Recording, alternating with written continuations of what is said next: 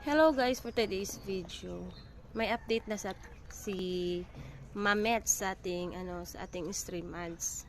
Na bagong to guys, bagong update.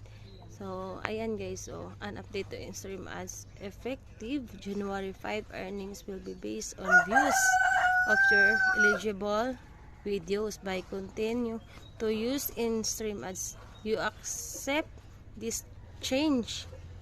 So ayan guys, mababago na siya ngayong January 5. Ibibase na niya sa ating views guys. So mas maganda na yun guys kaysa sa nung una guys. Sa ngayon pa lang guys is yung ating stream ads, kunti lang yung ating views, kunti lang rin yung, kung hindi tayo makaabot ng 100 views, hindi malalagyan ni Mets ng